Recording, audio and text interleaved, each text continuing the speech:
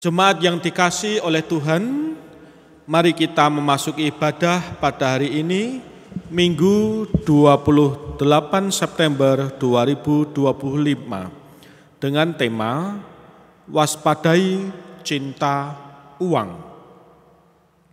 Mari memuji Tuhan, kita menyanyikan Kidung Jemaat nomor 4 bait yang pertama, Hai mari sembah yang maha besar.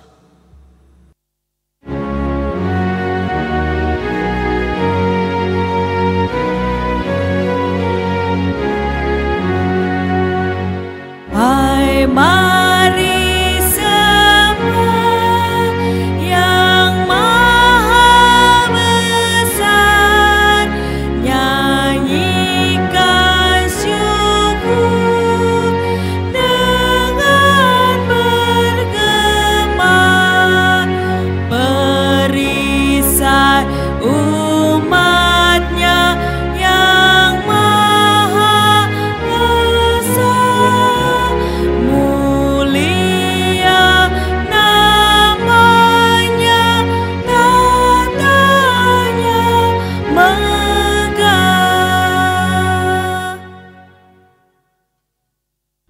Pertolongan kita adalah dalam nama Tuhan yang menjadikan langit dan bumi.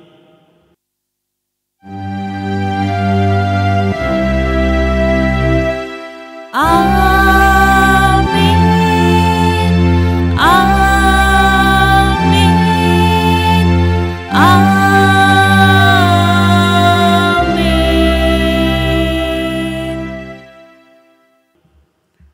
Kasih karunia dan damai sejahtera dari Allah Bapa kita dan dari Tuhan Yesus Kristus menyertai saudara sekalian. Mari sekali lagi kita memuji nama Tuhan dari Kidung Jemaat nomor 4 bait 1 dan 2, Hai mari sembah yang maha besar.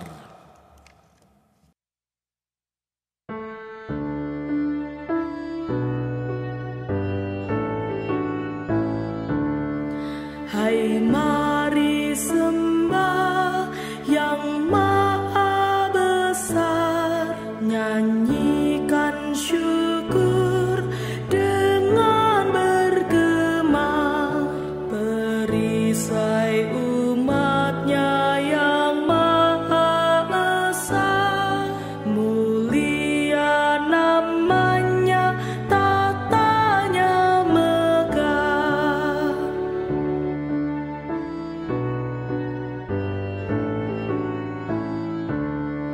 Hai masyurkanlah keagungannya, cahaya terang itu jubahnya, gemuruh suaranya di awan kelam, berjalanlah dia di badai kencang.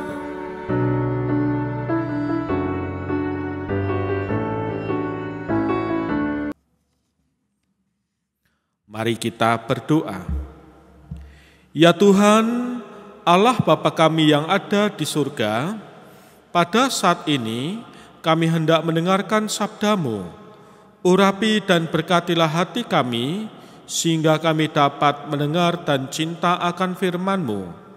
Dalam nama Tuhan Yesus Kristus kami berdoa. Amin. Bacaan Injil saat ini diambil dari kitab Injil Tuhan Yesus Kristus menurut Lukas 16 ayat 19 sampai dengan 31. Lukas 16 ayat 19 sampai 31 yang berbunyi, Orang kaya dan Lazarus yang miskin. Ada seorang kaya yang selalu berpakaian jubah ungu dan kain halus, dan setiap hari ia bersukaria dalam kemewahan. Dan ada seorang pengemis bernama Lazarus, badannya penuh dengan borok, berbaring dekat pintu rumah orang kaya itu dan ingin menghilangkan laparnya dengan apa yang jatuh dari meja orang kaya itu. Malahan anjing-anjing datang dan menjilat boroknya. Kemudian matilah orang miskin itu, lalu dibawa oleh malaikat-malaikat ke pangkuan Abraham. Orang kaya itu juga mati, lalu dikubur. Dan sementara ia menderita sengsara di alam maut, ia memandang ke atas, dan dari jauh dilihatnya Abraham dan Lazarus duduk di pangkuannya. Lalu ia berseru katanya, "Bapak Abraham, kasihanilah aku. Suruhlah Lazarus supaya ia mencelupkan ujung jarinya ke dalam air dan menyejukkan lidahku, sebab aku sangat kesakitan dalam nyala api ini." Tetapi Abraham berkata, "Anak, ingatlah bahwa engkau telah menerima segala yang baik sewaktu hidupmu, sedangkan Lazarus segala yang buruk. Sekarang ia mendapat hiburan dan engkau sangat menderita. Selain daripada itu, di antara kami dan engkau terbentang jurang yang tak terseberangi, supaya mereka yang mau pergi dari sini kepadamu ataupun mereka yang mau datang dari situ kepada kami tidak dapat menyeberang." Kata orang itu, "Kalau demikian, aku minta kepadamu, Bapa, supaya engkau menyuruh dia ke rumah ayahku. Sebab masih ada 5 orang saudaraku, supaya ia memperingati mereka dengan sungguh-sungguh, agar mereka jangan masuk kelak ke dalam tempat penderitaan ini." Tetapi kata Abraham, "Ada pada mereka kesaksian Musa dan para nabi, baiklah mereka mendengarkan kesaksian itu."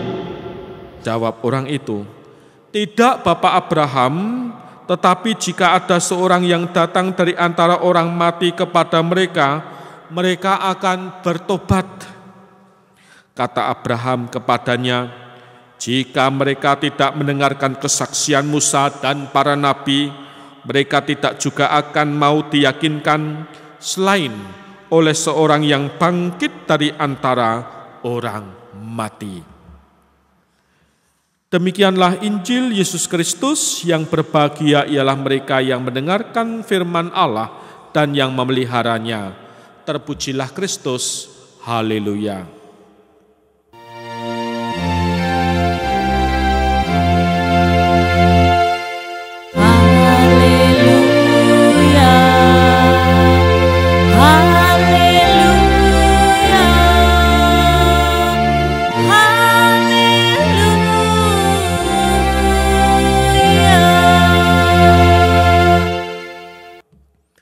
Jemaat yang dikasihi oleh Tuhan, kisah tentang orang Lazarus, orang kaya, dan Lazarus ini, Lazarus yang miskin, seringkali dijadikan salah satu contoh berkaitan dengan keberpihakan Tuhan Yesus kepada orang miskin atau orang yang tersingkir.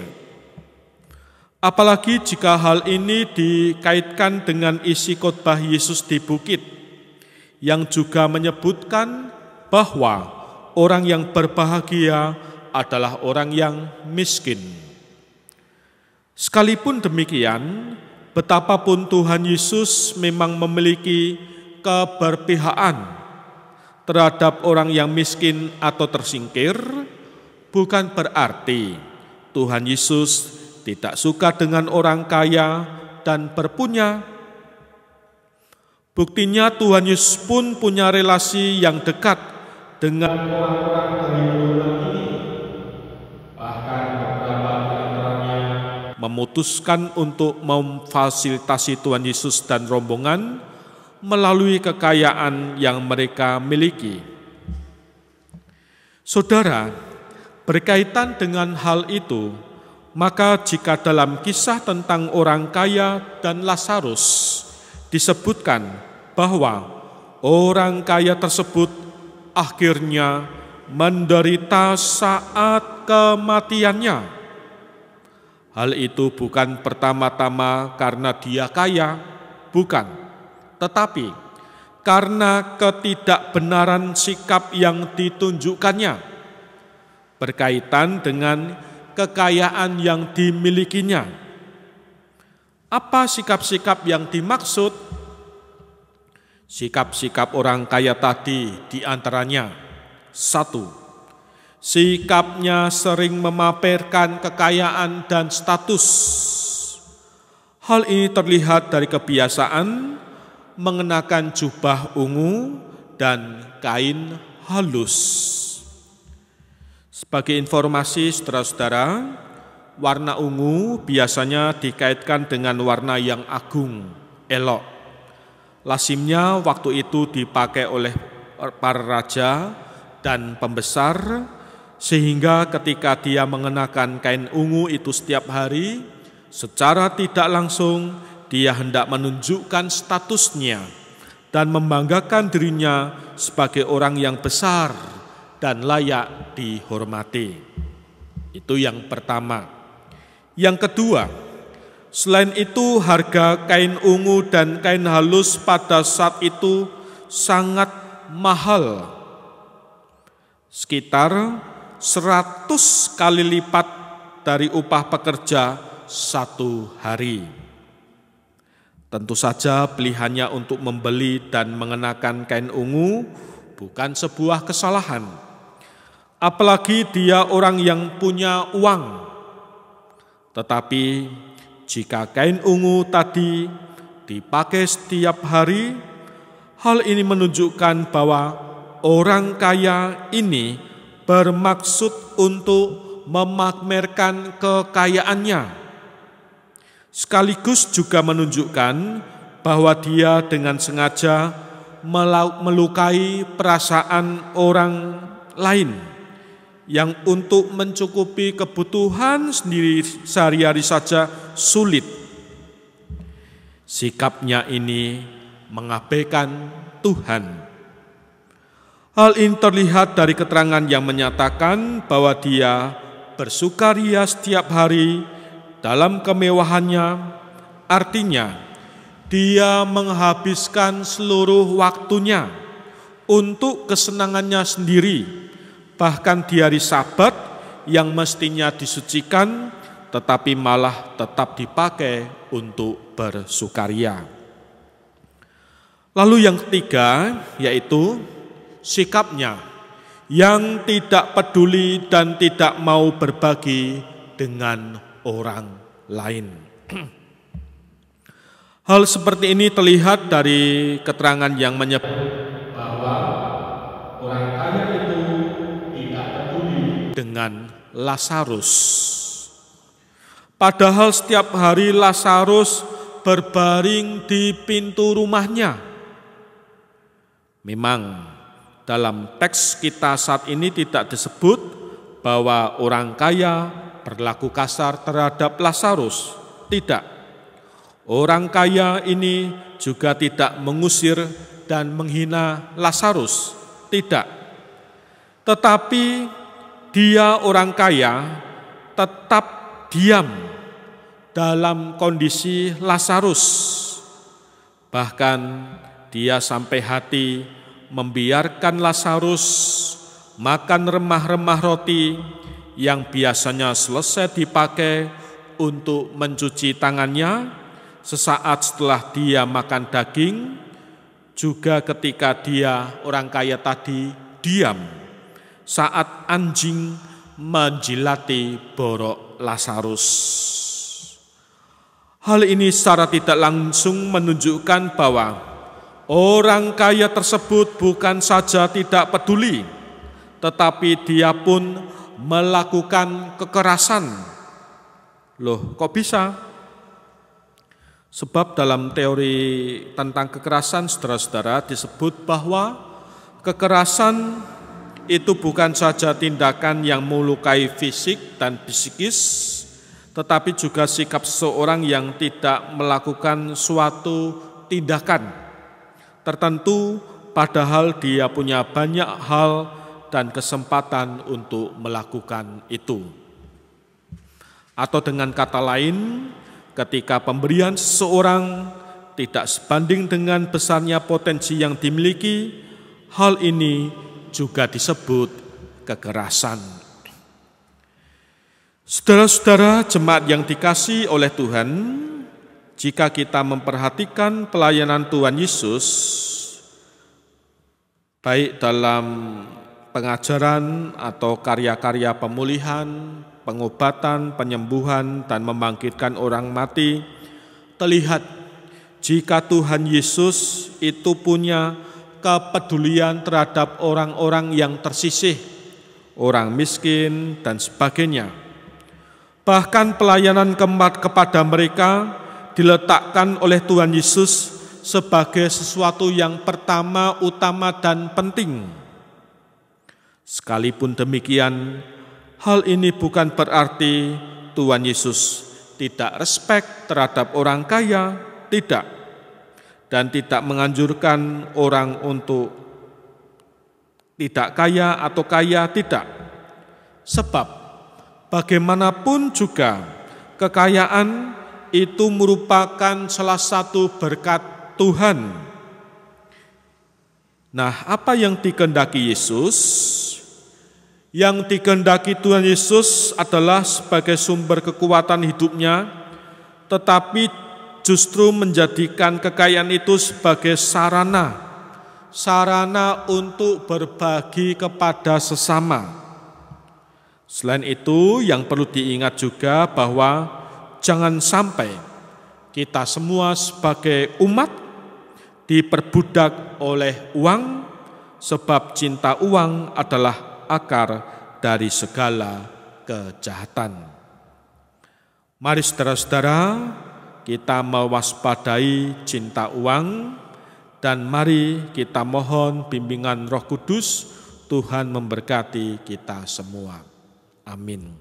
Saat hening untuk kita. Saat hening cukup, jemaat diundang berdiri dan kita mengucapkan pengakuan iman rasuli. Aku percaya kepada Allah Bapa yang Maha Kuasa, Khalik langit dan bumi, dan kepada Yesus Kristus anaknya yang tunggal Tuhan kita, yang dikandung daripada Roh Kudus, lahir dari anak darah Maria, yang menderita di bawah pemerintahan Pontius Pilatus, disalibkan, mati, dan dikuburkan, turun ke dalam kerajaan maut. Pada hari yang ketiga bangkit pula dari antara orang mati, naik ke surga, duduk di sebelah kanan Allah Bapa yang Maha Kuasa, dan akan datang dari sana untuk menghakimi orang hidup dan yang mati. Aku percaya kepada Roh Kudus, gereja yang kudus dan am, persekutuan orang kudus, pengampunan dosa, kebangkitan daging, dan hidup yang kekal. Amin. Silahkan duduk. Mari bersama kita berdoa. Ya Tuhan Allah Bapa kami yang di surga, saat ini kami menyerahkan keberadaan hidup kami, keluarga demi keluarga. Berkatilah, tuntun kehidupan kami, agar kami dapat menjaga diri sebagai saudara bersaudara, sebagai pasangan berpasangan, sebagai anak bersama dengan orang tua, dan ketika orang tua bersama dengan anak-anak, kakak bersama adik, adik bersama kakak, semua hubungan persaudaraan, biarlah Tuhan selalu menaungi tuntunan. Demikian juga dengan aktivitas kami sehari-hari, apapun yang telah Tuhan karuniakan, baik itu masa tua, kesempatan untuk mengarungi kehidupan pensiun, demikian juga dalam karya dan pekerjaan, demikian juga anak-anak kami ketika sekolah, studi, kuliah, bergumul dalam pekerjaan, mencari jodoh, demikian juga dalam pergumulan keluarganya, dan anak-anak kami dalam masa balita serta pertumbuhan. Tuhan sertai satu persatu. Ya Bapa, kami tetap menyerahkan keberadaan gereja-gereja di muka bumi, lembaga Kristen, siapapun itu yang mewartakan Injil, berilah kekuatan agar pekabaran Injil tetap dijalankan. Kami berdoa untuk bangsa dan negara Indonesia, pemimpin bangsa berkatilah, demikian juga dengan seluruh rakyat Indonesia. Seluruh doa ini kami haturkan dalam nama Tuhan Yesus Kristus. Amin. Saudara, marilah kita bersyukur atas pemeliharaan Tuhan dalam hidup kita dengan membaca dari 2 Korintus 9 ayat 7 sampai 8. Hendaklah masing-masing memberikan menurut kerelaan hatinya, jangan dengan sedih hati atau karena paksaan, sebab Allah mengasihi orang yang memberi dengan sukacita. Mari kita haturkan persembahan kita dengan iringan Kidung Jemaat 335, manusia yang meluku menaburkan benih.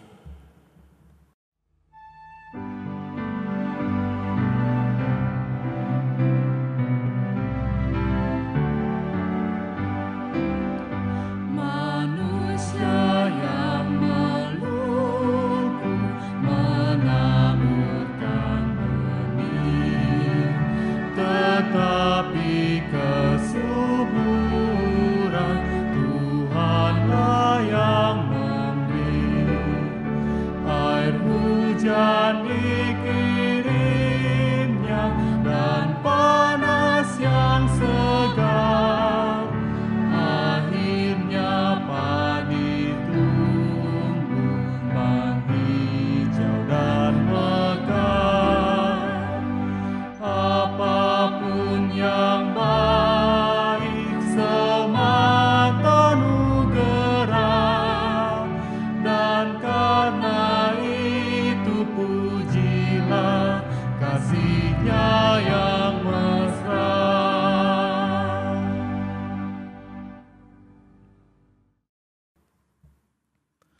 Mari kita haturkan persembahan kita dalam doa. Tuhan sumber segala berkat, terimalah persembahan yang kami bawa kepadamu. Inilah tanda sukacita dan syukur kami kepadamu atas segala berkat yang kami limpahkan. Berkat yang telah Kau berikan jauh lebih besar daripada yang kami persembahkan. Mampukan kami untuk selalu bersyukur kepadamu dan mempersembahkan hidup kami kepadamu. Kami berdoa dalam nama Tuhan Yesus Kristus. Amin. Kita nyatakan nyanyian pengutusan Kidung Jemaat 389, Besarlah Kasih Bapakku.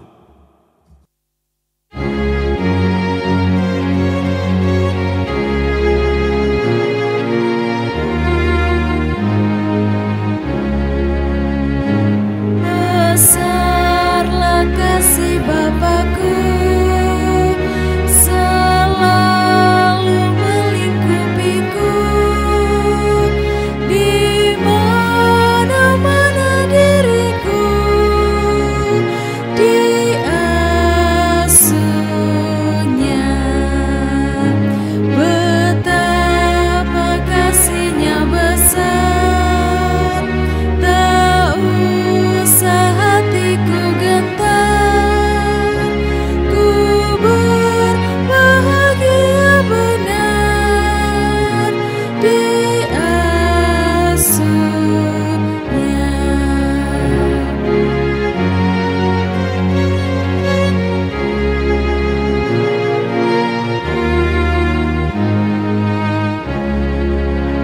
Mari kita hundur dan menyambut berkat-Nya. Kasih karunia dan damai sejahtera dari Allah Bapa kita dan dari Tuhan Yesus Kristus serta persekutuan Roh Kudus ada pada saudara sekalian mulai saat ini sampai Maranatha. Amin.